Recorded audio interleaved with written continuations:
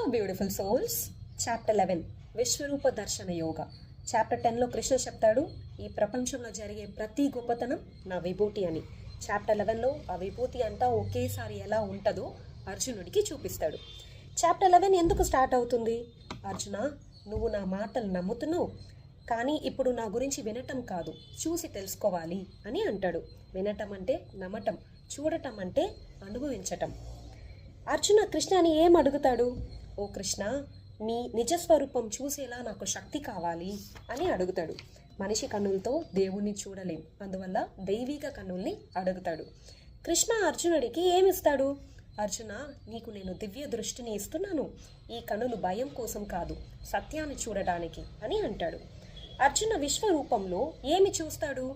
అన్ని లోకాలు, అన్ని దేవతలు, అన్ని జీవాలు, పుట్టి పెరిగి చనిపోయే ప్రపంచాన్ని చూస్తాడు.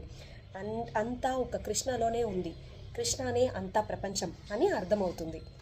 కృష్ణ ఎందుకు భయపడతాడు? ఎందుకంటే ఆ రూపంలో ప్రేమ మాత్రమే కాదు, కాలం కూడా కనిపిస్తుంది, సృష్టి చేస్తుంది, డిస్ట్రాయ్ చేస్తుంది, ఎవరినైనా వదలదు. కృష్ణ తన నిజమైన స్థితిని ఎలా చెప్తాడు? అర్జున, నేనే కాల సమయం, ఈ యుద్ధంలో వాళ్ళు ఆల్రెడీ చనిపోయారు, నువ్వు కేవలం ఒక ఇన్స్ట్రుమెంట్ మాత్రమే, జరిగేది జరుగుతుంది, జస్ట్ నువ్వు ఒక నిమిత్తం మాత్రమే అని అంటాడు. అర్జునకి ఏం క్లారిటీ వస్తుంది? ఈ జీవితం నేను కంట్రోల్ చేయటం లేదు, నేను కర్త కాదు, నేను జస్ట్ భగవాన్ ప్లాన్లో ఒక భాగం అని అర్థమవుతుంది. ఈగో తగ్గుతుంది, భక్తి చాలా బాగా పెరుగుతుంది. అర్జున కృష్ణని ఏం కోరుకుంటాడు? ఓ కృష్ణ, నీ భయంకరమైన రూపం చాలు, నీ శాంతమైన రూపం నాకు చూపించు, భక్తికి భయం అవసరం లేదు, ప్రేమ కావాలి అని అంటాడు. చాప్టర్ 11 మెయిన్ మెసేజ్ ఏంటి?